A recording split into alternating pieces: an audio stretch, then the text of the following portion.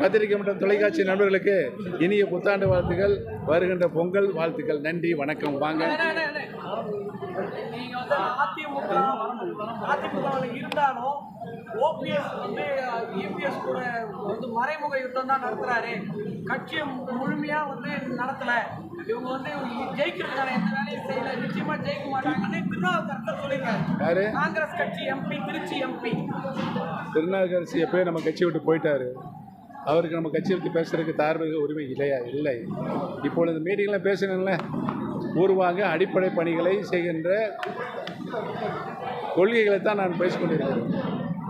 பறிக்கப்பட்ட உரிமைகளை மீண்டும் தொண்டர்களுக்கு வாங்கி கொடுப்பதான் எங்களுடைய முழு நோக்கமாக இருக்கிறது. நன்றி, வணக்கம். வாங்க. எடப்பாடி பழனிசாமி வந்து சின்னம்மா சசிகலாவை பார்க்க சமூக வலைத்தளங்களில் பார்த்த பிறகு நான் என்னுடைய பதிலை சொல்லிடுவேன். அமமுகவோட இணைந்து செயல்படுறதா சொல்லியிருக்கீங்க. அடுத்தது வந்து பாஜக கூட எப்பவும் போல கூட்டணி சூசகமா சொல்லியிருக்கீங்க. வேறு எந்த கட்சி வந்தா நீங்க வந்து இணைந்து செயல்பட? எங்களோட இணைந்து செயல்படுவதற்கு முனைந்து வந்தால் அத்தனை கட்சிகளுக்கும் நாங்கள் ஆதரவு தருவோம், இணைந்து செயல்படுவோம். செய்திகளை உடனுக்குடன் தெரிந்து கொள்ள உடனே சப்ஸ்கிரைப் பண்ணுங்க.